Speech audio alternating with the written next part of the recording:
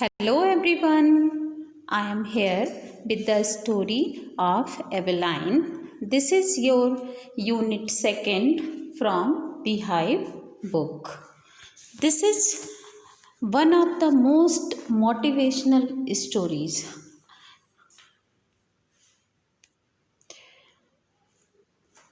See, God may have taken her hearing, but He has given her back something extraordinary.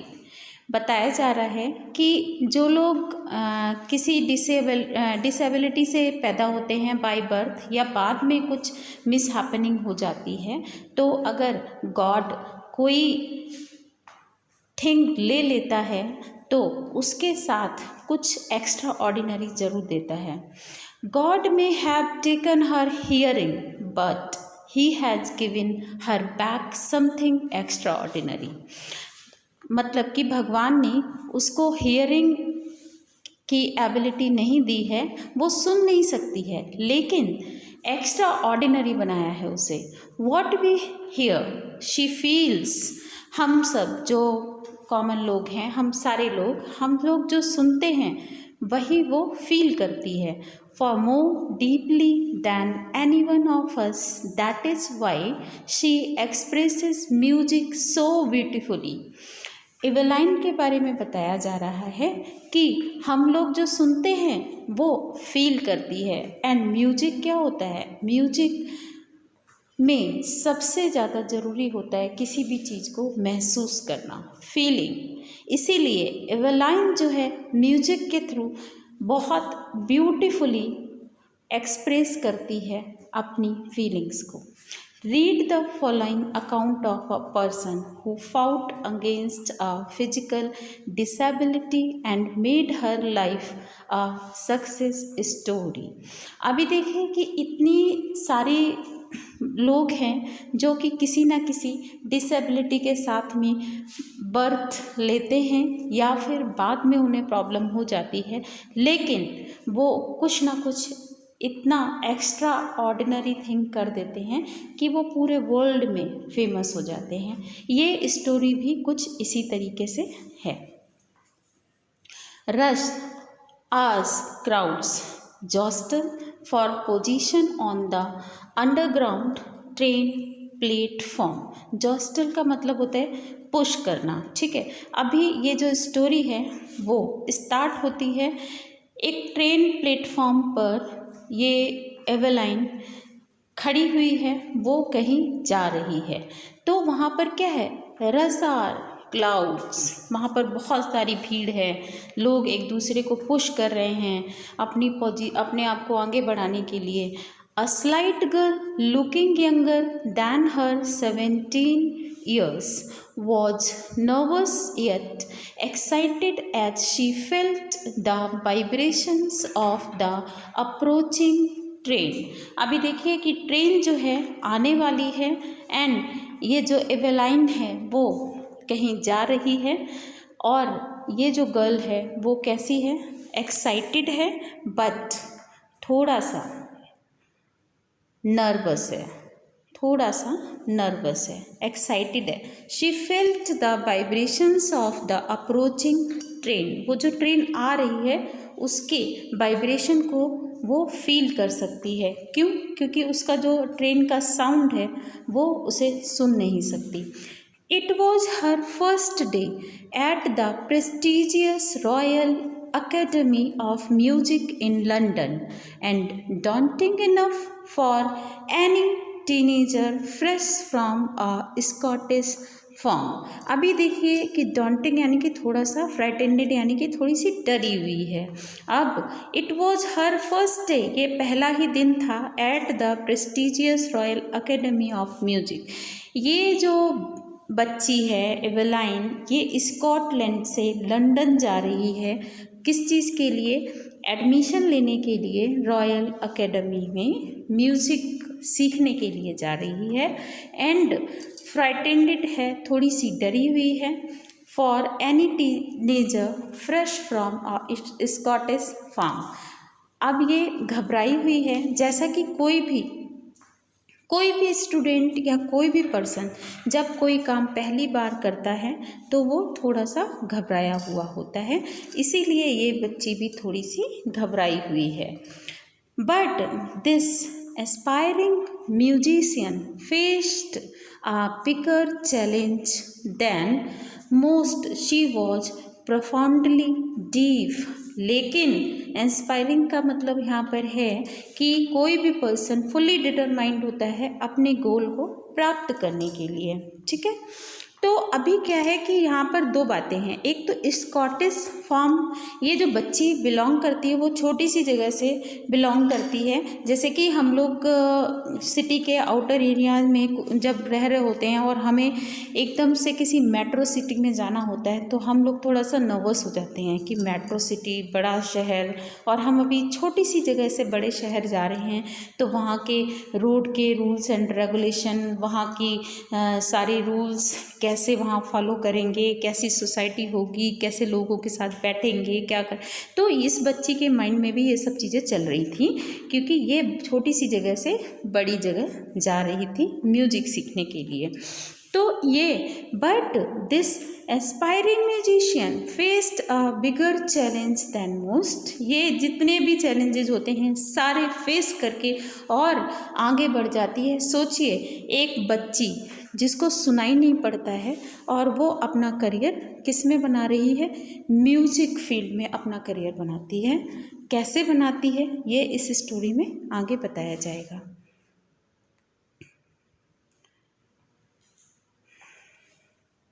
एवेलाइन Glennie's loss of hearing had been gradual. अभी देखिए कि ये जो hearing का जो problem था ग्रेजुअली यानी कि धीरे धीरे, एक दिन के बाद में धीरे धीरे से लॉस ऑफ हियरिंग धीरे धीरे से हो रहा था। इसको जो सुनने का प्रॉब्लम था वो धीरे धीरे से बढ़ता जा रहा था। Her mother remembers noticing something was wrong when the 18-year-old Evelyn was waiting to play piano. अब इसकी मदर ने सबसे पहले कब नोटिस किया था कि एवेलाइन को सुनने का प्रॉब्लम है, जब वो 8 इयर्स की थी एंड क्या वेट कर रही थी, पियानो प्ले करने का वेट कर रही थी। तब इसकी मदर ने ये नोटिस किया था कि उनकी बच्ची को सुनने का प्रॉब्लम है। They called her name and she did not move. ये जो पेरेंट्स थे जब इस बच्ची का नाम लेके इसको बुलाते हैं तो वो बच्ची कोई रिस्पॉन्स नहीं करती है। तब उनको समझ में आता है कि इसको सुनने का प्रॉब्लम है। I suddenly realised she had not heard says Isabel Glennie. ये जो इसाबेल ग्लेनिया है ये मदर का नाम है, एवेलाइन की मदर का नाम है। ये खुद बता रही हैं, आई सडनली रियलाइज्ड, मैंने तब रियलाइज किया कि उसको सुनाई नहीं पड़ रहा है। For quite a while Evelyn managed to conceal her growing deafness from friends and teachers. अभी देखिए एवेलाइन जो है स्कूल जाती रहती है और अपना स्टडी भी कंटिन्यू किया हुआ है, लेकिन ये कुछ टाइम के लिए मैनेज कर लेती है, कंसील यानी कि हाइड करना। कुछ टाइम तक ये अपने टीचर्स और फ्रेंड्स को अपनी डीफनेस के बारे में नहीं बताती है। But by the time she was 11 her mark had deteriorate का मतलब होता है किसी भी स्थिति का और ज़्यादा खराब हो जाना। But by the time she was 11, her marks had deteriorated and her headmistress urged her parents to take her to a specialist. अब क्या हुआ कि कुछ टाइम के बाद जब वो 11 ईयर की हो गई तो उसके मार्क्स बहुत ज़्यादा ख़राब आए, जिससे उसके टीचर्स ने देखा, ध्यान दिया, तो उनकी जो हेड मिस्ट्रेस थी उन्होंने पेरेंट्स को एडवाइज़ किया कि वो इसे किसी स्पेशलिस्ट को दिखाएं। It was then discovered that her hearing was severely impaired as a result of gradual nerve damage. तब जब वो 11 साल की थी तब पता चला कि अब ये जो उसका डीफनेस है वो सीवियर यानी कि बहुत ज़्यादा ही बढ़ गया है, यानी कि अब ना के बराबर वो सुन सकती है। और ये ग्रेजुअली जो है हियरिंग का प्रॉब्लम बढ़ता चला जाता है। They were advised that she should be fitted with hearing aids and sent to a school for the deaf. अब जो है पेरेंट्स को एडवाइस किया गया कि वो अपनी बच्ची को डीफ स्कूल में डालें जहाँ पर डीफ बच्चे पढ़ते हैं, एंड हियरिंग एड्स को भी अरेंज करें। Everything suddenly looked black says एवेलाइन।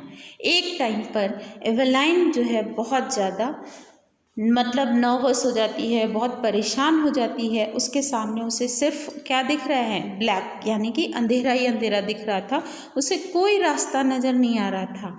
But वो सिर्फ एक मोमेंट था कि उसने ऐसा फील किया। But Evelyn was not going to give up. Evelyn वो लड़की नहीं थी कि जो अपने डिटर्मिनेशन को छोड़ दे, अपने गोल को, उसका जो एम था उसको वो गिव अप कर दे। एवेलाइन वो लड़की बिल्कुल नहीं थी, उसने गिव अप नहीं किया। She was determined to lead a normal life and pursue her interest in music. देखिए, उसने डिटरमाइंड कर लिया था कि वो अपनी नॉर्मल लाइफ जिएगी जैसे और लोग जीते हैं, एंड परस्यू यानी कि कंटिन्यू करना हर इंटरेस्ट इन म्यूजिक, और अपना वो जो करियर है वो म्यूजिक में ही बनाएगी। One day she noticed a girl playing a xylophone and decided that she wanted to play it too. एक दिन वो एक लड़की को जाइलोफोन बजाते हुए देख लेती है और डिसाइड करती है कि अब वो इसे सीखेगी और प्ले करेगी। Most of the teachers discouraged her, but percussionist Ron Forbes spotted her potential. लेकिन उसको सारे टीचर ने ही बोल दिया था कि you are not able to listen, तो how can it possible to enter in music field, it is impossible. But there was a person who was percussionist named Ron Forbes. इन्होंने जो है इसको, इसके पोटेंशियल को बताया कि no you can do. He began by turning two large drums to different notes. ये जो रॉक फॉब्स होते हैं, इन्होंने क्या किया कि 2 ड्रम्स लेते हैं डिफरेंट नोट्स के, मतलब कि एक में लो पिच का म्यूजिक था और दूसरे में हाई पिच का म्यूजिक था। Don't listen through your years, ये इस बच्ची को एडवाइस करते हैं। रॉन फॉब्स इस बच्ची को एडवाइस करते हैं, don't listen through your ears, अपने कानों के जरिए मत सुनो। Music is not a thing to listen through ears, music कोई कान से सुनने वाली चीज़ नहीं है। He would say try to sense it some other way, ये तो फील करने की चीज़ है, तुम्हें किसी दूसरे तरीके से अदर वे में जाके इसे फील करना चाहिए। Says Evelyn, suddenly I realized I could feel the higher drum from the west up and the lower one from the west down। और एवेलाइन खुद बताती है कि उसने रियलाइज किया कि वो हायर ड्रम यानी कि जो हाई लेवल, हाई पिच पर जाके जो साउंड आता है वो अपनी वेस्ट के ऊपर वाले पार्ट, बॉडी के अपर वाले पार्ट पे फील कर सकती थी, एंड लो पिच वाले म्यूज़िक को वो बॉडी के नीचे वाले पार्ट, वेस्ट के नीचे वाले पार्ट से फील कर सकती थी। Forbes repeated the exercise, Forbes जो हैं ये एक्सरसाइज बार बार दोहराते हैं, and soon Evelyn discovered that she could sense certain notes in different parts of the her body. अभी देखिए कि जो फॉब्स हैं ये इस बच्ची को सिखाते हैं कि म्यूज़िक किस तरह से उसे सुनना चाहिए, और फिर एक दिन ऐसा आ जाता है कि she could feel the music through out her body, वो अपनी बॉडी के हर पार्ट में म्यूज़िक को फील कर सकती थी। और वो कैसे फील करती थी ये भी बताया जाएगा। I had learn to open my mind, ये एवेलाइन कह रही है कि मैंने सीख लिया अपने दिमाग को खोलकर, and body to sounds and vibrations. ये देखिए वाइब्रेशंस, ये म्यूज़िक को वाइब्रेशंस के थ्रू फील करती थी। The rest was share determination and hard work, और इस बच्ची ने अपना जो डिटर्मिनेशन था, इसका जो गोल था उसको बनाए रखा। परसिवरेंस यानी कि कंटिन्यूअसली ट्राई करती रही एंड हार्ड वर्क करती रही, और एक दिन वो आया कि जब वो ऑल ओवर द वर्ल्ड जानी गई। She never looked back from that point onwards, उसने कभी पीछे मुड़कर नहीं देखा कि मैंने क्या छोड़ा। But she was ready to gain, she was ready to work hard, वो वर्क हार्ड करना चाहती थी। She was fully formally determined, और वो डिटरमाइंड थी कि उसे क्या करना है। She toured the United Kingdom with the youth orchestra and by the time she was 16, बताया जाता है कि जब वो 16 साल की थी, ऑर्केस्ट्रा का मतलब होता है जो म्यूज़िक वाला जो ग्रुप होता है, जो जितना इंस्ट्रूमेंट्स जो प्ले करते हैं उस ग्रुप को बोलते हैं ऑर्केस्ट्रा। तो वो जो ग्रुप था इसके साथ में टूर करती है, कहाँ पर जाती है, यूनाइटेड किंगडम। और यूथ ऑर्केस्ट्रा यानी कि जो उस ग्रुप के लोग थे वो सारे क्या थे, यूथ, एकदम से यंग लोग थे, और उस ग्रुप के साथ में ये जाती है यूनाइटेड किंगडम जब वो 16 ईयर की थी। She had decided to make music her life, और उसने डिसाइड कर लिया था कि ये म्यूजिक ही उसकी ज़िंदगी है और उसे अपना करियर भी म्यूजिक से ही बनाना है। She auditioned for the Royal Academy of Music and scored one of the highest marks in the history of the Academy। आप देखिए कि अभी देखिए यहाँ पर ऑडिशंस, शी ऑडिशन्ड यानी कि देखिए जब आप किसी गोल को प्राप्त करना चाहते हैं, जैसे कि आप इंजीनियरिंग में जाना चाह रहे हैं या मेडिकल में जाना चाह रहे हैं या टीचिंग में जाना चाह रहे हो, तो आपका एक रिटन एग्ज़ाम होता है। ऐसे ही म्यूज़िक में जाने के लिए ऑडिशन होता है, तो उसने ऑडिशन दिया यानी कि अपना एग्ज़ाम दिया for the royal academy of music, वहाँ पे एडमिशन लेने के लिए, and scored one of the highest mark in the history of the academy. जो एंट्रेंस होता था अकेडमी में, जितने लोगों के हाईएस्ट मार्क्स होते हैं हिस्ट्री में भी पिछले कई सालों से, उनमें से इसका नाम एक था, एवेलाइन भी उसमें से एक थी। She gradually moved from orchestral work to solo performances। अभी देखिए पहले क्या था कि एवेलाइन ग्रुप के साथ में, ऑर्केस्ट्रा यानी कि पूरे ग्रुप के साथ में प्ले करती थी, लेकिन इसने इसके बाद सोलो परफॉर्मेंसेस यानी कि अकेले परफॉर्म करना शुरू कर दिया था, अकेले ही परफॉर्म करना शुरू कर दिया था। At the end of her 3 year course she had captured most of the top awards. ये 3 साल का जब कोर्स कर रही होती है म्यूज़िक का, तो इन्हीं 3 सालों में वो टॉप जितने भी अवार्ड्स होते हैं वो सारे के सारे वो रिसीव करती है, प्राप्त करती है। And for all this Evelyn won't accept any hint of heroic achievement. लेकिन इतने सारे अवार्ड्स लेने के बावजूद भी उसको ऐसा ही लगता था कि अभी तो मैंने कुछ नहीं किया, अभी huge is pending to do, मतलब उसके माइंड में ये रहता था अभी तो बहुत कुछ है करने के लिए। तो यानी कि ये बहुत ही डाउन टू अर्थ, एवेलाइन बहुत ही डाउन टू अर्थ थी, और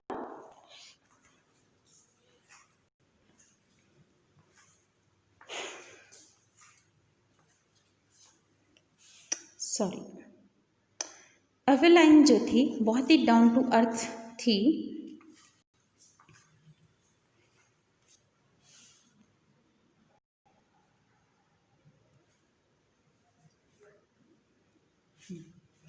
if you work hard and know where you are going you will get there. अब देखिए ये खुद ये बोलती है, अगर कोई भी वर्क हार्ड करता है, हार्ड वर्क करता है एंड उसे पता है कि उसे कहाँ जाना है, तो sorry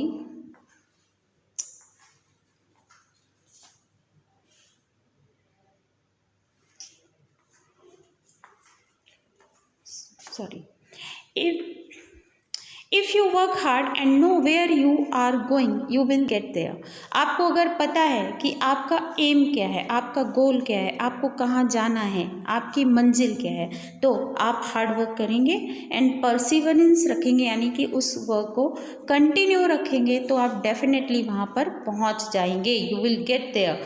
and she got right to top the world's most sought after multi-percussionist with a mastery of some 1,000 instruments and hectic international schedule। अब देखिए ये जो बच्ची थी इसने इतना हार्ड वर्क किया कि अभी ये multi percussionist with a mastery of some 1,000 instruments, इसने इतना वर्क किया कि ये बहुत सारे इंस्ट्रूमेंट्स बजाने लग जाती है एंड इंटरनेशनल लेवल पर ये अपनी परफॉर्मेंस देती है। देखिए यहाँ पर the world's most sought after, ये सॉट का मतलब होता है डिमांड, ठीक है।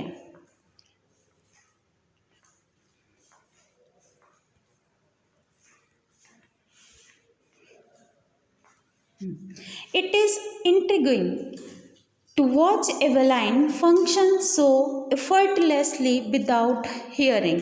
In our 2-hour discussion, she never missed a word. Men with bushy beard give me trouble। अब देखिए ये बताया जा रहा है कि एक वो बच्ची जिसको सुनाई नहीं पड़ता है और लोग जब जो ऑडियंस हैं वो मतलब अगर उसको कोई डिमांड करते हैं कि ये प्ले करो या जो भी है, तो शी कुड अंडरस्टैंड, वो समझ सकती थी कि क्या बोल रहे हैं। It is intriguing to watch Evelyn function so effortlessly without hearing. इन आर, अभी बहुत इंट्रिगिंग का मतलब हो गया इंटरेस्टिंग, बहुत ही इंटरेस्ट आता है एवेलाइन के फंक्शन को देखने में एफर्टलेसली, इतने मतलब कि बिल्कुल इम्पॉसिबल थिंग विदाउट हियरिंग। लोगों को लगता है कि इम्पॉसिबल है, कोई बिना हियरिंग के कोई परक्यूशनिस्ट हो सकता है, but she was in are 2-hour discussion she never missed a word. और मतलब कि लोगों के साथ बात करती थी और लोगों को समझ जाती थी और बोलती थी, बहुत अच्छा बोलती थी और समझती थी कि लोग क्या बोल रहे हैं। लेकिन उसको प्रॉब्लम कहाँ पर आती थी? Man with bushy beard give me trouble. वो ये कहती है कि जिनकी मतलब दाढ़ी मूछें होती हैं, जिनका फेस हाइट हो जाता है, वो मुझे ट्रबल करते हैं कि वो क्या कह रहे हैं ये समझना मेरे लिए मुश्किल हो जाता है। कौन कहता है? एवेलाइन कहती है कि उन लोगों को समझना मेरे लिए मुश्किल हो जाता है जिन लोगों की बियर्ड होती है, बहुत बड़ी बड़ी दाढ़ी होती है। She loved. It is not just watching the lips, it is the whole face, especially the eyes। अब देखिए वो ये रीज़न बता रही है कि सिर्फ लिप्स को देखकर ही मैं नहीं समझ सकती हूँ कि लोग क्या कह रहे हैं, मुझे क्या क्या देखना होता है। It is not just watching lips, मतलब लिप्स को ही देखने से नहीं, इट इज़ होल फेस, पूरा चेहरा देखना पड़ता है, स्पेशली आइज़, ठीक है। पूरा फेस एक्सप्रेशन देख के वो समझ पाती थी लोग क्या कह रहे हैं। She speaks flawlessly with a Scottish lilt, यानी कि वो बहुत अच्छी स्कॉटिश भाषा बोलती थी, लैंग्वेज, लिल्ट यानी कि language. My speech is clear because I could hear till I was 11। अब ये कहती है खुद से कि मेरी स्पीच इसलिए क्लियर होती है, मैं बहुत अच्छा इसलिए बोल देती हूँ क्योंकि मैं 11 साल की थी, तब तो मैं सब कुछ सुन ही सकती थी, और ये स्कॉटलैंड की थी तो इसने बहुत अच्छे से सीखा हुआ था। She says but that does not explain how she managed to learn French and master वैसे जापानीज़। लेकिन यहाँ पर ऑथर कह रहा है कि लेकिन चलो ठीक है, जब वो 11 साल की थी तब तक वो स्कॉटलैंड में थी तो उसने स्कॉटिश लैंग्वेज सीख ली थी, ठीक है, लेकिन मुझे ये समझ में नहीं आता है, ऑथर कह रहा है कि कैसे उसने फ्रेंच एंड जापानीज लैंग्वेज भी सीखी 11 साल के बाद। जब वो 11 साल के बाद में अपनी जब 11 साल के बाद में उसने ये वाली लैंग्वेज कैसे सीखी, फ्रेंच एंड जापानीज ये भी सीखी थी उसने और मास्टरी थी। As for music, she explained it was in through every part of my body. वो म्यूज़िक के लिए एक्सप्लेन करती है कि म्यूज़िक उसके लिए क्या है, म्यूज़िक को वो कैसे समझती है, कैसे फील करती है। वो बताती है it was in through every part of my body. वो कहती है मेरी पूरी बॉडी के पार्ट्स में ये म्यूज़िक क्या करता है, रन करता है। इसके जो वाइब्रेशंस हैं वो उसकी बॉडी में, मतलब उसकी बॉडी वाइब्रेशंस को फील करती है और उसी के थ्रू ये म्यूज़िक को सुनती है। It tingles in the skin my cheek one and even in my hair. मतलब बताती है कि ये जो म्यूज़िक है वो मेरे स्किन, मेरी चीक वन, मेरी हेयर्स हर जगह रन करता है। When she plays the xylophone, she can sense the sound passing up the stick into her fingertips. जब वो xylophone बजाती है तो वो सेंस कर सकती है उसके साउंड को कहाँ से पास होता है, passing up the stick into her fingertips. By leaning against the drum, she can feel the resonances flowing into her body. अब ये बताती है जब ये ड्रम्स को बीट किया जाता है तो उसके जो वाइब्रेशंस होते हैं वो उसके थ्रू, रेजोनेंसेस का मतलब होता है इको, ठीक है, इसकी साउंड इकोस को बोलते हैं। तो उस जब ड्रम्स बीट होते हैं तो शी कैन फील, वो फील कर सकती है रेजोनेंसेस फ्लोइंग इनटू हर बॉडी। जो उसकी इको होती है, म्यूज़िक की जो इको है वो उसकी बॉडी में रन करती है, वो इसको फील कर सकती है। On a wooden platform she removes her shoes.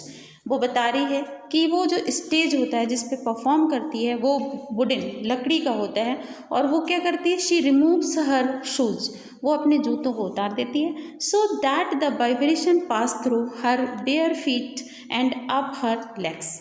अब देखिए जो नंगे पाँव वो खड़ी होती है तो वाइब्रेशन उसके पैरों से धीरे धीरे ऊपर लेग्स के थ्रू ऊपर बॉडी में चला जाता है। चलिए, तो this is all for today. I think आपको ये अच्छे से स्टोरी समझ में आ गई है, फुल एक्सप्लेनेशन के साथ मैंने इसको बताया है। Okay, so please prepare your self for periodic 1। Okay, all the best all of you. Thank you.